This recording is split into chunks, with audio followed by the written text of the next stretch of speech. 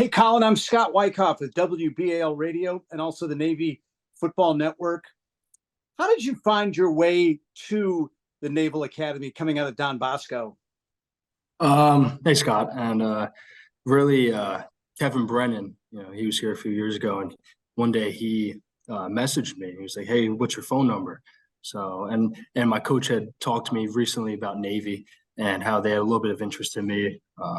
So then when Kevin texted me, he had reached out to some of the coaches, and then I ended up talking to a lot of the coaches, and I think it just kind of went from there. What was it like for you last year, taking advantage of the opportunity you were given to get into the lineup and having such a great season as a sophomore?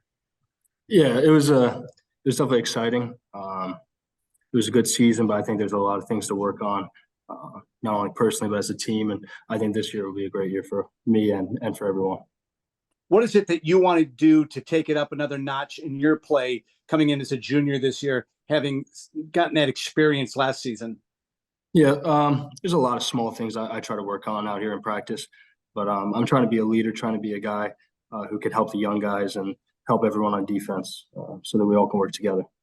And finally, I know a lot of your former teammates and people that you've played with have left Don Bosco to go to Notre Dame. What does it mean to you to have an opportunity to be a starting linebacker in such a big game against a Notre Dame? Yeah, it's great. Like I said, I'm super excited. I think we're really, as a team, headed in a great direction, and it's going to be a great week for the first game. Thanks. Thank you. Let's go to Wags. Hey, Colin, good to see you. How's everything? Good. How are you? Great. Well, just kind of talk a little bit about the inside linebacker room. I mean, you've got two very experienced guys with you and Will Harbor, Will being a team captain. I guess maybe comment on that at first. I mean, is it neat for you? The inside linebacker position has produced a lot of team captains. Diego comes to mind. There's been others in the past. Can you talk about maybe is that a natural leadership position? Yeah, I definitely think so. I think as an inside linebacker, you need to have command of the defense, and usually inside linebackers have a big influence on the team. Like you said, in the past, a lot of guys have been captains.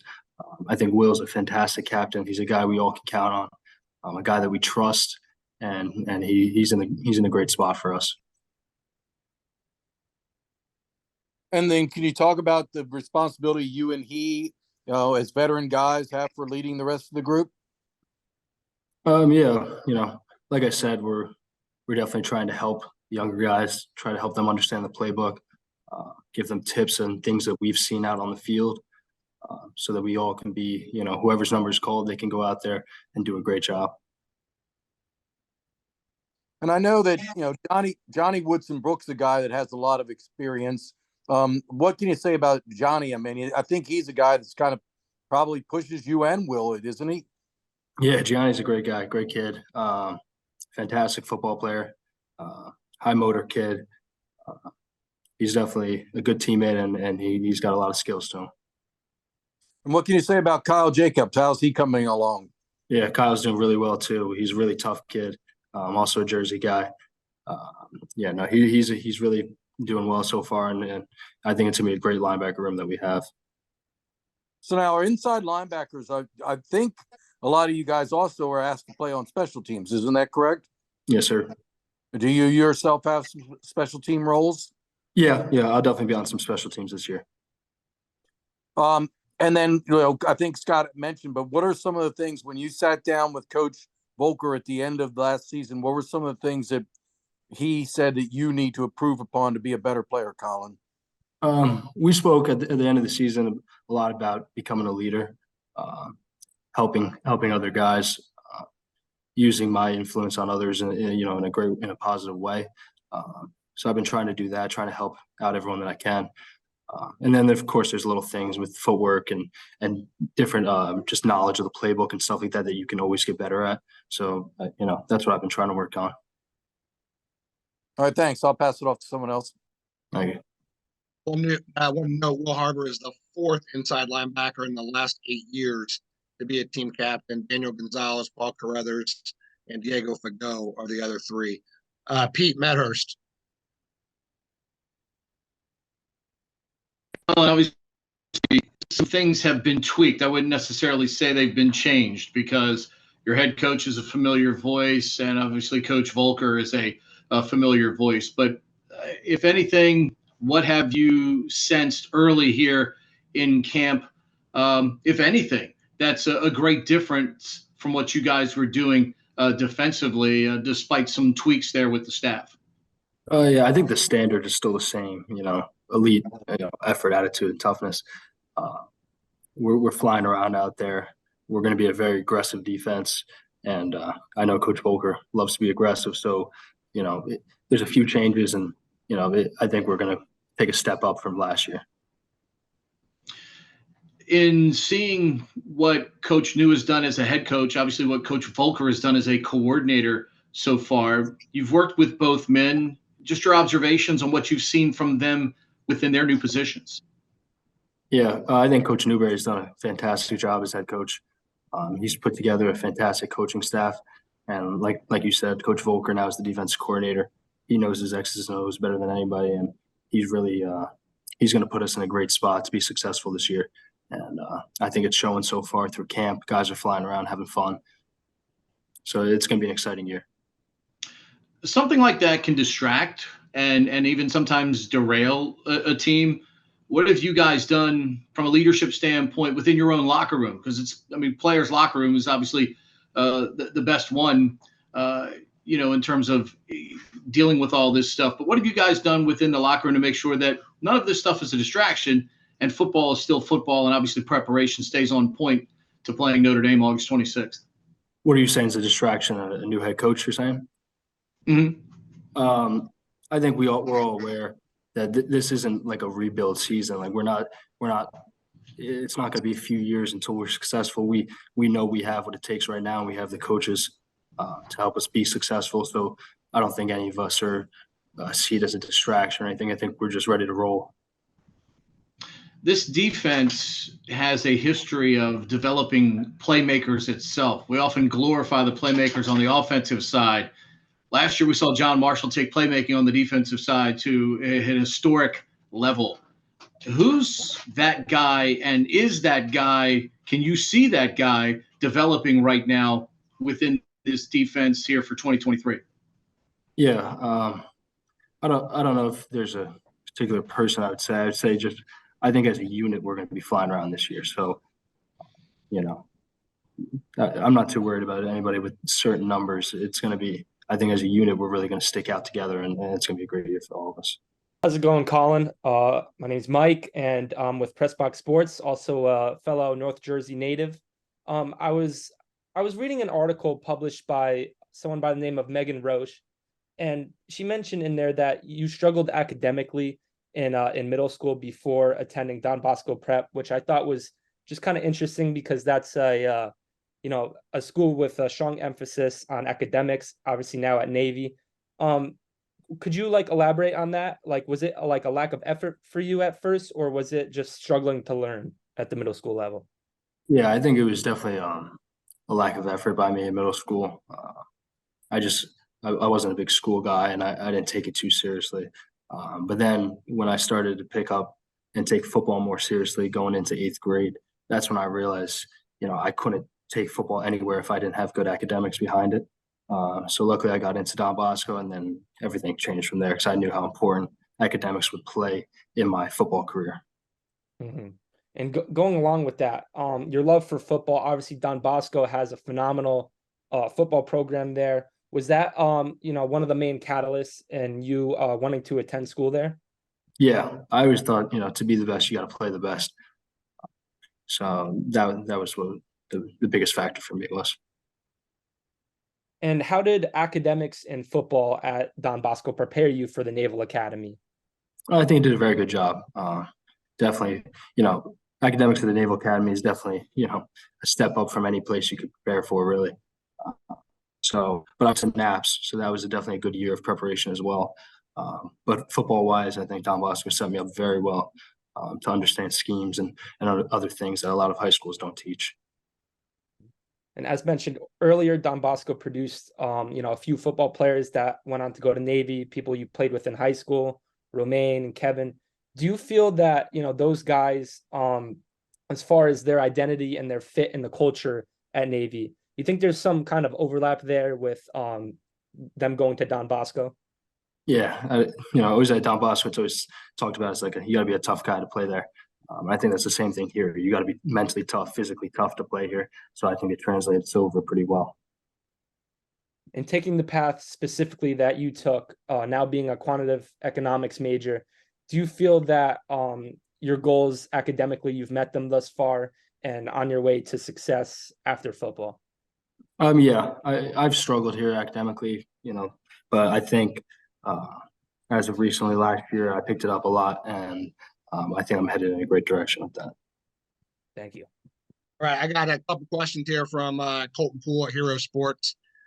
First one is, how did you mentally prepare as your role expanded in the last couple of years? I don't think anything too different. There's anything too different to it, just know my role, know however else I can help other people and just attack what the game plan is. I don't think there's anything too different to how I'm going after it. And what do you think the defense as a whole needs to really focus on during preseason? I think we're just trying to develop our brand, our style of play.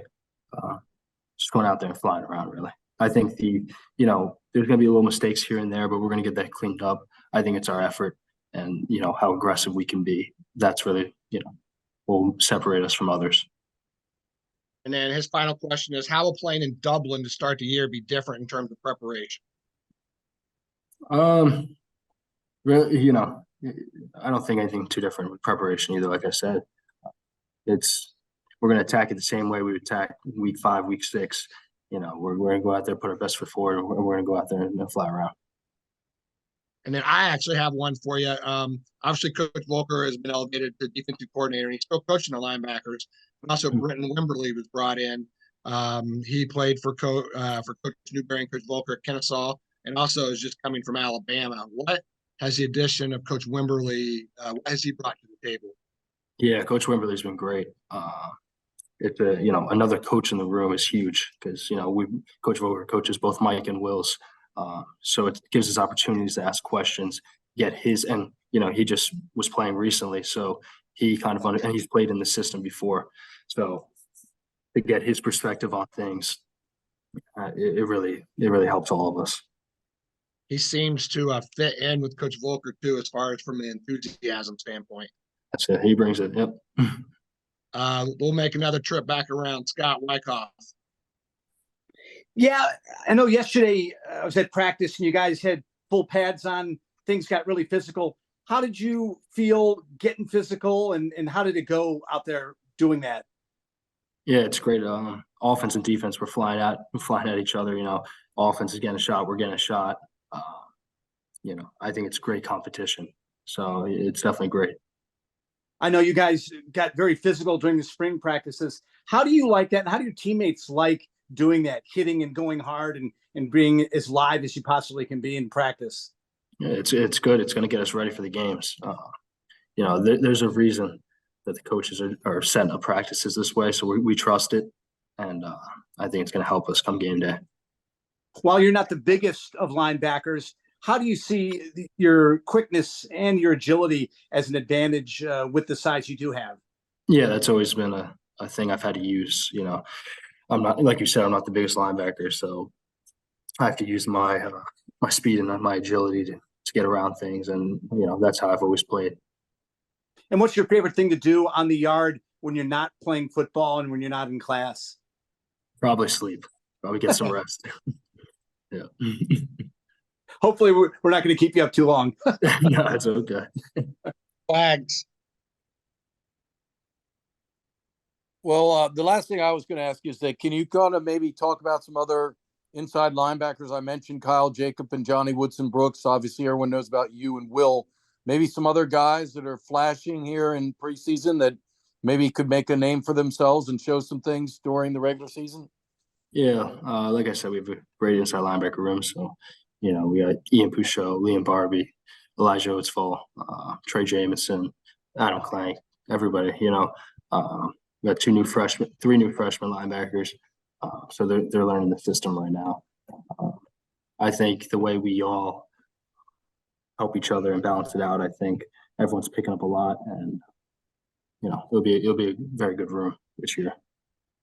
One other thing, I know you're considered undersized and you're never going to grow taller than you are, but did you try to put on some weight and muscle during the offseason? And if so, how much? Yeah. I think I'll be playing at like a solid 215 this year. So about up 5 pounds from last year.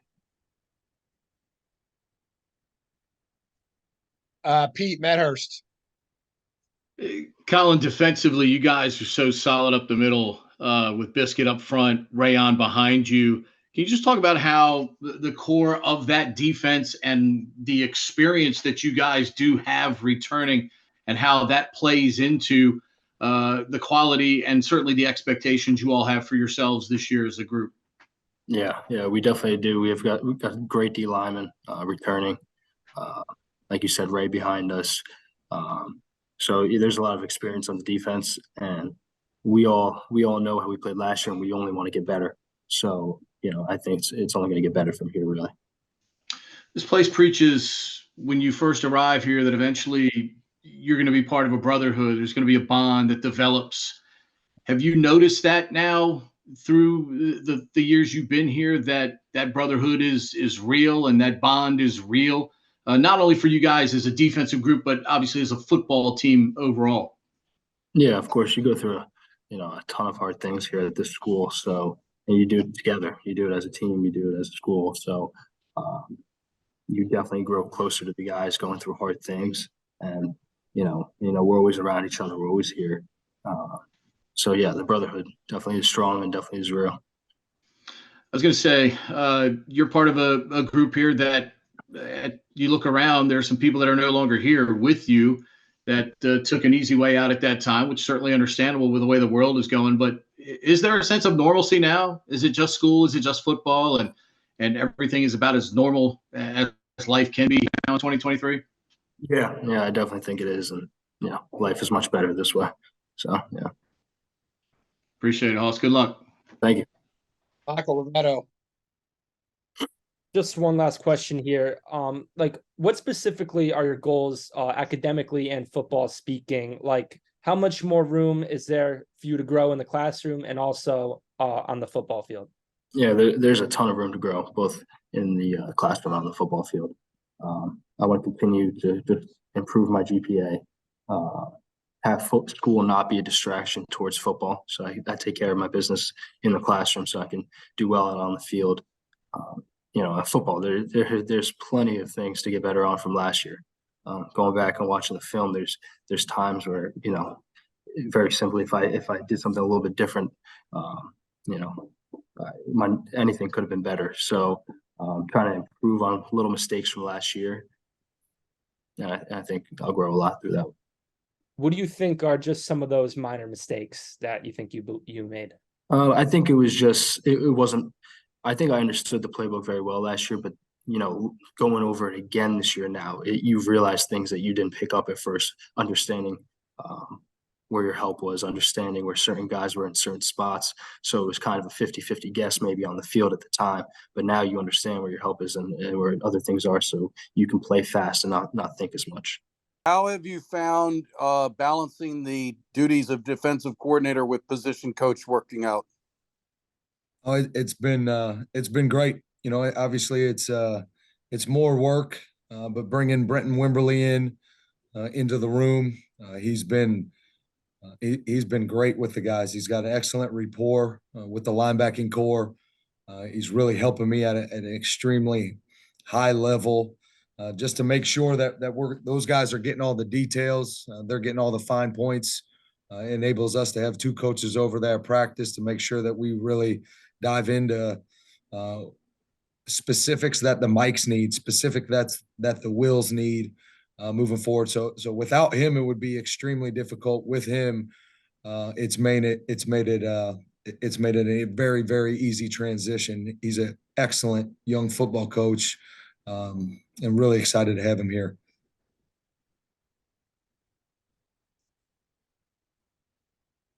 So kind of how are you deploying, Brent, when you have to take, maybe go do more of the big picture stuff? Are you like, if you're in positional groups, do you walk around so that you can see what's going on with everything and let him handle the inside linebacker positional drills, or how are you utilizing him? Sure. So we're in meetings together. We're coaching together. He's interjecting his points. We'll talk before the meetings and be intentional about what we want him to get an opportunity to get up in front of the guys and be able to communicate and be able to teach in terms of scheme or technique, those types of things. And then on the field, we'll break up. We'll do some drills together. Obviously, we're going to plan things out. We'll do a few drills together. We'll break up, do some drills with the Mikes, do some drills with the Wills.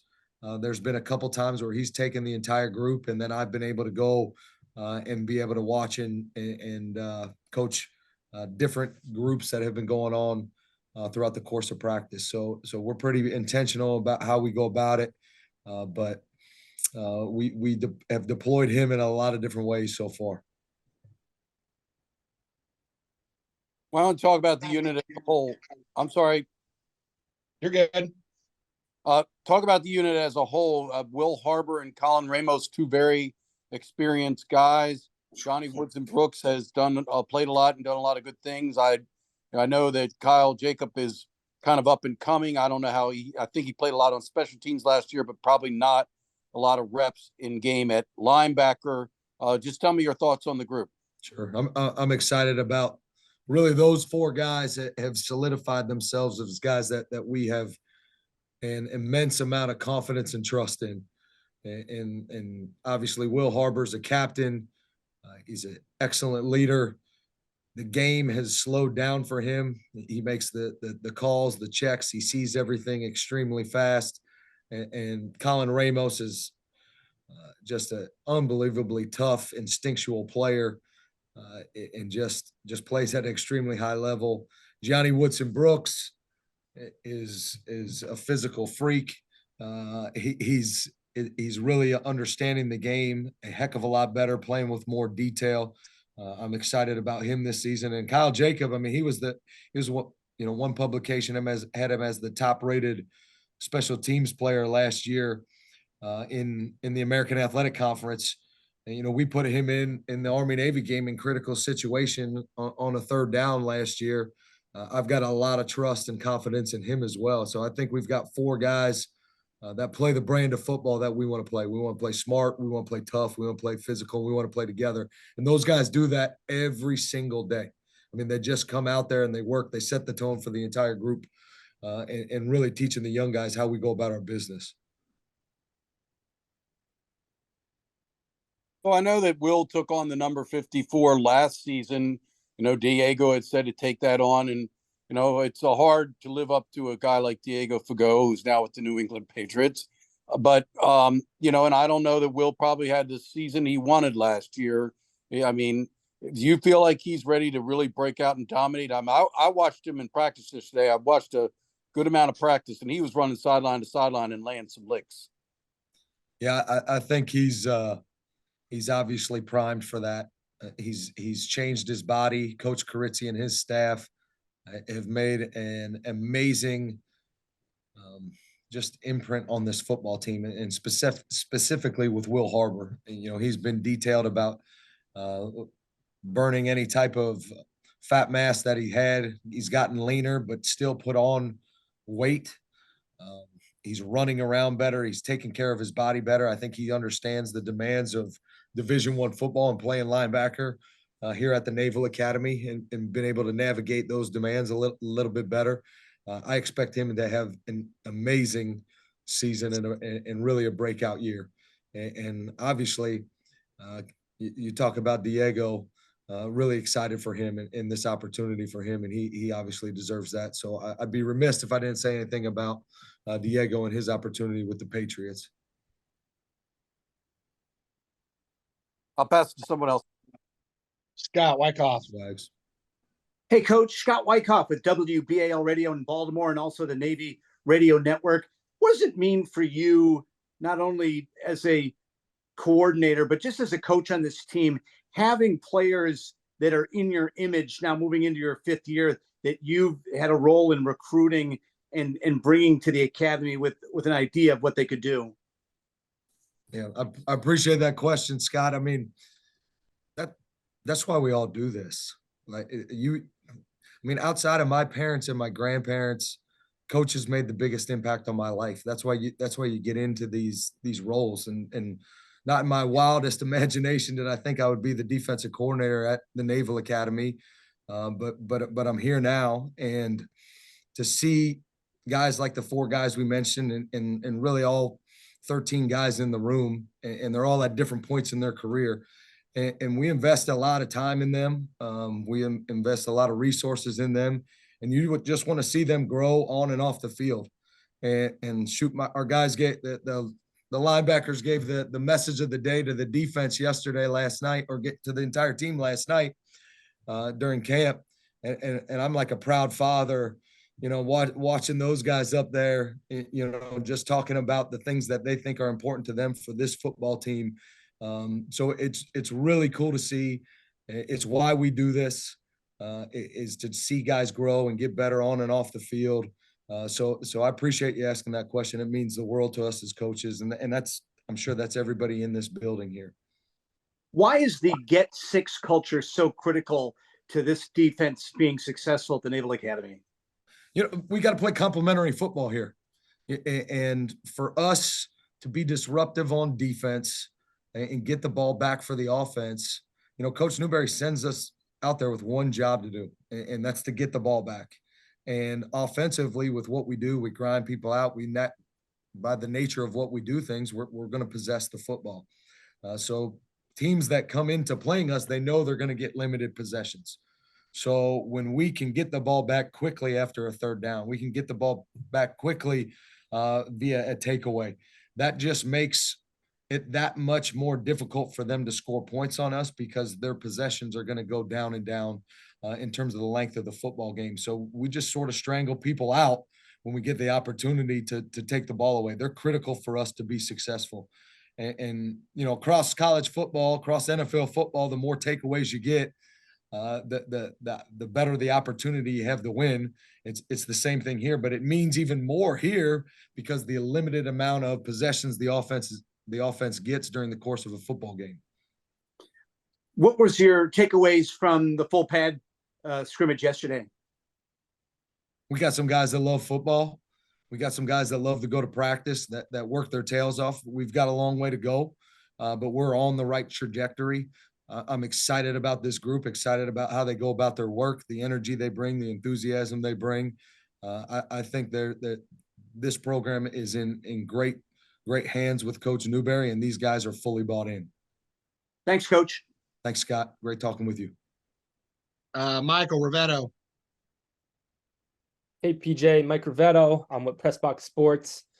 What can you say about the 3 Don Bosco prep alum that you've coached? Obviously, Colin, Romaine, and in the past, Kevin. Do you think that there's some similarity in terms of the identity and fit within the Naval Academy? And do you think that their high school could have something to do with that? All 3 of those guys have been great fits here. I think the high school absolutely has something to do with that. I've never been to Don Bosco, but I know that they coach those guys extremely hard, extremely well with a ton of detail.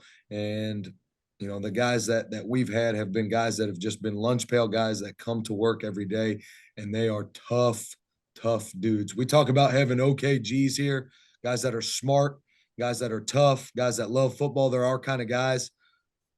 The guys that we've gotten from Don Bosco have been OKGs. And talking specifically about Colin Ramos, he broke out last season, finished 2nd in tackles, 3rd in sacks. Do you see those numbers improving? Like what department do you see him getting better in? I just think he raises the level of play every day that he goes out there, and he eliminates false steps. He runs great angles. He burns his eyes on his key, and then he finishes violently. I just think the more and more football he gets to play, the better and better he's going to get across the board. He's an extremely hard worker. You wish Everybody on the team had his work ethic, his toughness, the way he goes about his business. I'm not saying that we don't have guys that are as tough as him, but he makes our football team better. He's very intentional about how he goes about his work, and he loves winning his one-on-one battles across the football field. He is a violent football player with excellent instincts. Is there any like specific game or even a singular play that he's made last season that you think just really summarizes him as a player? You know, there's several of them. You know, his freshman year, he got thrown out there his first start against Temple. Did an excellent job reading routes. We were in a open middle coverage. He matched routes. Made a great job. Made a great play on an inside hitch with a rugby tackle. I think the Army-Navy game in 2021, we ran an upfield pressure with him and a critical third down, and he tackled the quarterback on a quarterback counter. You know, in his second ever start in MetLife Stadium. Like Coach New says, you got to have fire in your belly and ice in your brain. That's who he is. I mean, he's got fire in his belly, everything that he goes about, but he's got ice in his brain. I mean, he's cool, calm, he's collected. He knows exactly what he's looking at and how to play the football game. He is fun to coach. That's for sure. And I know the other 10 dudes on the field love playing with him too. And somewhat of a recruiting question here, but a lot of the athletes, sometimes aren't always nationally recognized that end up going to Navy. But like, for instance, Colin, like coming out of high school, obviously he was well recognized in North Jersey, but nationally not so much ranked. And he's probably set on, going to a good school and just playing football somewhere. How do you convince a guy like that to join the Naval Academy? Sure. I mean, there's so much here for people to be involved with. You're talking about the #1 public school in the country. You're talking about playing big time college football. You're talking about the opportunity to serve your country in the Navy or in the Marine Corps, obviously. And then when they do that, they've got, a well-paying job for them when they graduate. So, that's basically our main points as we go through it. What we're trying to do is identify guys that can be successful in those roles. And Colin was a guy that, maybe people looked at that he was a little too small, a little too short, all those types of things. That didn't matter to us at all. We wanted to meet him. We wanted to talk to him. We wanted to see, what were his intangibles, what type of character he had, obviously coming from the school that he came from, highly regarded.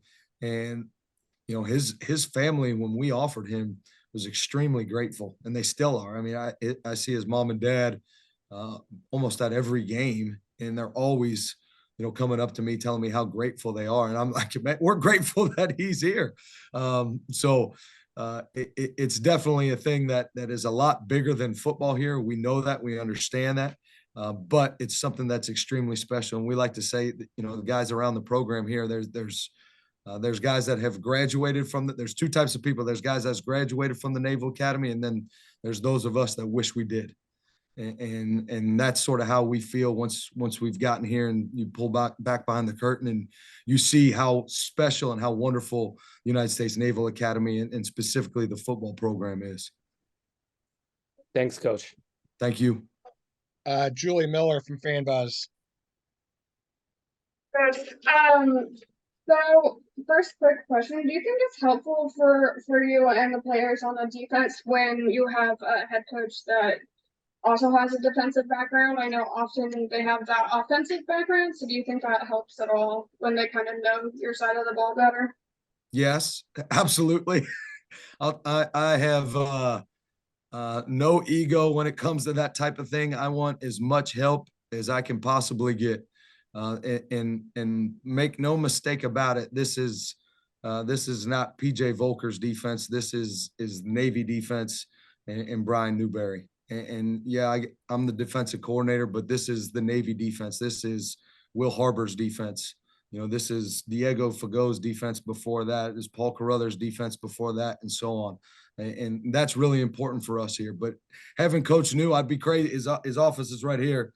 I'm watching film. I'm going down there. Hey, what'd you see what's going on. He's popping in the meeting, telling us, hey, this is what I saw. This is how we can get better here. I think he's the best I've ever been around at taking a peek at what you're doing out there, and then analyzing it and making it better and finding the details of it that can make every player out there just a little bit better. He's just got an amazing eye for the details and the nuances, extremely creative. And we'd be crazy as a defensive staff not to access that wealth of knowledge. Yeah, and I'm sure y'all do a wonderful job. I definitely wasn't specifically speaking to critique, but it would be really nice to have someone who understands your side of the ball and puts that emphasis there, because I think the defense can often get like overlooked. And so just someone who understands the needs and wants to meet those, I think that would probably be really helpful as well. It's amazing, and I wouldn't trade it for anything in the world. Great. So are you excited about going to Ireland for Notre Dame? I mean, obviously, I know the game is really important, but this will be a totally different background. Are you a European trip kind of guy? Do you think that this is going to be different than the typical games for the team? I appreciate that question. I'm a hillbilly from the west side of Cincinnati. I'm just really focused on making sure that this meeting that we have coming up this afternoon is as best it possibly can be, and we set everything up to have a great 8th practice tomorrow. That's really my main focus right now. Understood. I appreciate that. And how did your family or parents you mentioned motivate you to be where you're at today? I think I think early on in life, I realized from watching my dad that you have to do something that you're passionate about. You know, he had a job when I was younger that he didn't really like. And, to be honest with you, at certain points, I didn't really like him because he brought his work home with him. And then when he transitioned to a job that he was really passionate about, he was a different human being. And I absolutely love my dad. And I'll still remember to the day when he switched jobs and just how different of a human being he was. And it was very evident in my life that I need to find something that I'm passionate about, that I love doing on a daily basis, because I don't really feel like I go to work. It is what I get a chance to come here. You know, we're overpaid gym teachers, whatever you want to say. We come here and we get a chance to watch football. We get a chance to work with young men and make an impact in their lives. And it is just a special place to be able to do it here at the United States Naval Academy. But my parents, my grandparents, they made a huge impact in my life, and I really appreciate that question, Julie. Yeah, of course. I highly doubt that the defense would call you an overpaid gym coach. That's such an underestimation. But yeah, thank you so much for answering my questions. I think that's what I have for now. Thanks for sharing. Thank you. Bill Wagner. PJ, I'm an underpaid sports writer. Can I borrow some money? But are you passionate about it? Sometimes. I know you are, Wags. So Johnny Woodson Brooks, he started some games last year when Will Harbor was out. Mm-hmm. He played pretty darn well. I like what I see out of Johnny Woodson Brooks. I mean, I almost feel like he's a third starter for you guys at that position. Can we talk about Johnny? Yeah, Gianni is. I think he played at a good level last year. I think he is primed to have a big season this year as well. He's a physical specimen. He was coming off of a knee injury last year and from the previous season, so he's still strengthening that to a certain extent. I think what you'll see from him is a different level of explosion this year, a different level of detail with how he plays and how he goes about his business and the work that he brings out to the practice field every day. But he is a twitchy dude. He's a violent, dense hitter. He's a guy that brings a lot of explosion, a lot of energy, a lot of explosion and a lot of energy to our defense. And he's a guy, we talk about landing on top. He's a physical presence at the Mike linebacker position.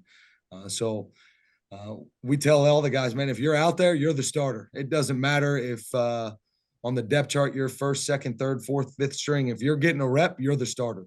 And you've got to attack your work in that manner. And he does that. When he's out there, he's the starter, and he knows that. So looking at the depth chart going into August camp, or preseason camp, I should say, Ian, and I'm not even going to venture how to pronounce Ian's name. Strauss, help. Pusho. Okay. And Adam Klenk. Now, I don't know if that's still the case. Can maybe talk about some of the young guys that you're working in there behind the Harbors and the Woodson Brooks and the Ramos and the Jacobs. Sure. We got a big group of young guys that are continuing to develop, and they're getting reps at practice and really getting an opportunity to shine. So you've got, Adam Klank's a big guy that can run and hit. We've got Liam Barbie, who's getting reps, doing a nice job as well. You mentioned Ian Pusho. He's done a great job so far. You've got Kenny McShann, who is an exceptional talent. Really excited about him. You got Trey Jameson, who I think has really improved since the spring to this point through 7 practices now. I've been really impressed with him as well. So we've got a big group of returning players that made a jump in the spring, but you've seen the game start to slow down for them a little bit as we've gone into about a week worth of practices here in fall camp. A few of those guys are converted fullbacks, aren't they? Jameson, maybe? No, he's been a linebacker the whole way. Okay, maybe I'm mistaken. Sorry about that. No All right, worries. I'm good, TJ. All right, thanks, Wags. Thank you. Pusho is a great Louisiana name. Oh man, it's classic. Scott Wyckoff. And Elijah Oatsvall as well is playing at a high Yeah. level. I'd be remiss if I didn't say Elijah. He's playing some really good football too. Coach, pound for pound, inch for inch at the Division I level, is Avon Gibbons as tough as it gets? He's a tough dude. There's a lot of tough guys here, so it's hard to sort of quantify their toughness, man. And we got so many tough guys, but he's right at that top of that list, battling for that. If you say he's as tough as it gets, you'd be hard to say he wasn't. How excited are you to see this defensive line that's played so well together, all 3 of them together, to have another season together to take it up another notch? And those guys up front, I just love watching those guys come to work every day. Coach Hall is so detailed with how they attack the practice plan every day, how they go about their work, and all those guys just go out there and just do exactly what we want them to do on a daily basis and what we ask them to do. And I just think we've got some guys up front that can really dominate a football game for us and make some big plays for us in the opponent's backfield. I'm excited about a lot of those guys up front. And obviously, you talk about linemen win games and defense win championships. That's a common denominator, is the D-line. You have to have a great D-line. Everything starts up front. If you're not good on the D-line, really nothing matters in terms of stopping the run or stopping the pass. And Coach Hall's done an excellent job recruiting those guys. He's done an excellent job developing those guys. And they've done a great job with Coach Carizzi and their staff working on the things that we need to work on to get stronger, to get faster, to get more explosive. And we're seeing that on the field daily. Have a good meeting this afternoon and a good 8th practice tomorrow. I appreciate it, Scott. Thanks, brother. You bet. Michael Rivetto. Coach, you mentioned your love for coaching. I just want to know, at what age did you know that coaching was something that you wanted to do, and how did you get your first start doing that? Appreciate it. You guys are digging deep on me today, man. You're trying to pull at the heartstrings here. So I really had going into college, Mike, I had no idea really what I wanted to do with my life. I'll be totally honest with you. I knew I wanted to do something I was passionate about. I didn't even realize when I went into college that, you know, being I wasn't from a coaching family or anything like that. I didn't realize coaches were even full time. Like that's sort of what they did. I had no idea. And then I just was like, man, I'm going to major in business. There's business in everything. I'll major in that, and we'll go from there. Then my sophomore year of college, my defensive coordinator, Jim Hilver, at Mount St. Joseph, he's the head coach at Baldwin Wallace College, or Baldwin Wallace University now in Berea, Ohio. He's like a big brother to me. And my sophomore year, he grabbed me, and we just had a conversation in his office. And he's like, "Have you ever thought about coaching?" And that's when it really started to dawn on me. He's like, "You know, you're a leader, you're a captain. I think you'd be good at it." And that's when I started to really dive into it and think about it. And I hang on to every word that he says. And I actually left his office, was like, "Man, I should be a coach. You're right. I should be a coach." And I went and tried to switch majors from business to education right then and there. And they're like, "You're way too far ahead in business. You cannot switch majors. You're going to have to go to school for another 2 years." So right then and there, I was like, "All right, I'll be a business major, but I'll find a way to coach." So it was my sophomore year. It was a conversation with Jim Hilvert, and I appreciate you asking. Awesome. Thanks for the story. Yeah. We got time for one more. I'm going to ask you one from left field. You're a big Cincinnati Reds fan. What have you taken from this young and exciting team? It's kind of come out of nowhere. Have you been able to take anything from that team into your coaching and coaching the linebackers, even the defense, and kind of parlayed, comparing them to this team? Yes, I have. And I appreciate you asking that one, Scott. I cannot wait to check the box score. All summer long when we weren't playing, I was watching as many games as I possibly could. Now it's checking the box score, seeing what's going on, all those types of things. But I just love the connection that team has. It really seems like they're a bunch of guys that are really playing the game for the right reasons. And we do a message of the day, thought of the day. And I did one on Will Benson. So Will Benson is a guy that was drafted very high. I believe he was like the 14th overall pick by the Cleveland Indians, and then really struggled mightily for 6 or 7 years in the minor leagues. I think he batted low 200s, and he finally got his break with Cleveland last season. Ended up, I think he batted 189.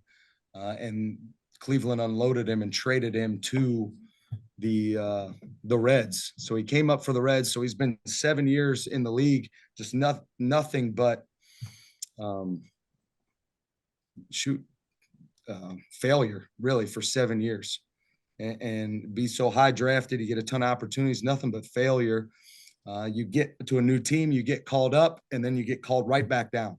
So I thought that was something for our guys to learn from. And he gets brought back up, and that Dodgers series in Cincinnati was a sort of a coming out party for that team. And he hit a walk-off home run for his first Major League Baseball hit. His first Major League Baseball home run was a walk-off to win the game versus the Dodgers. And you just saw him the emotion pouring out of him when he slammed the bat into the ground. So I showed the guys that, and then I showed him the interview afterwards when Jim Day interviewed him on the field, and how excited the teammates were. But then his message to just the nation on the interview was just how he was out in right field during the early half inning, visualizing his success. And then he came in, talked about the confidence he had in his teammates, the confidence that he had in the program, and the brotherhood and the closeness of the unit. And it really stood for everything that we talk about here for Navy football. And for those guys to see that And I don't care if I was a Reds fan, if I was a, God forbid, a Pirates fan or a Cubs fan, like the message that he had after that moment, the failure that he had, it was real, it was honest, and it was something that I thought our guys could really learn from.